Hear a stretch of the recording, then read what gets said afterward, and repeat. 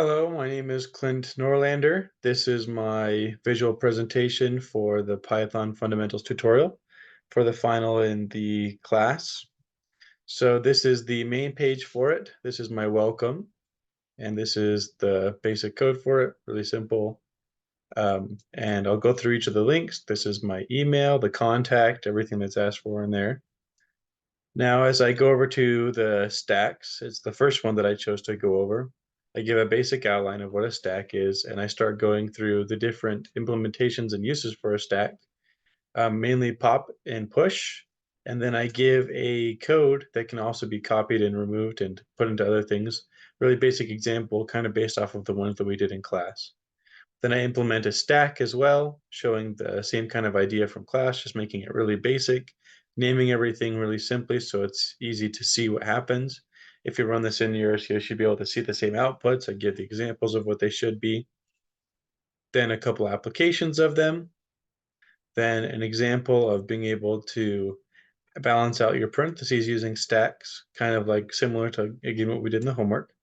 And then it goes back to the welcome page. I go to sets. Sets, I go over the basic part of it, that it's defined using curly braces. I show how to make a set, and then I show how to add and remove elements from them. And I try to add in these nice little parts to show what I'm really focusing on. So you can see add, remove, discard. I really kind of liked that I was able to add in these different parts for the union and for the ampersand and showing how they should respond by putting in that code. I go over a couple of different types of sets, like an immutable set, and also like how to set the length of them and be able to change all those different things that can fill in.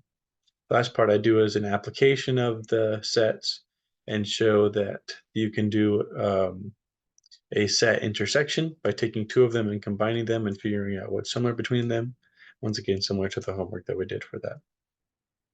The last one is trees. I forgot to relabel that actually. But I went over the base parts of a tree, the different names for the different things in it, like a root, the parent and child nodes, as well as like height.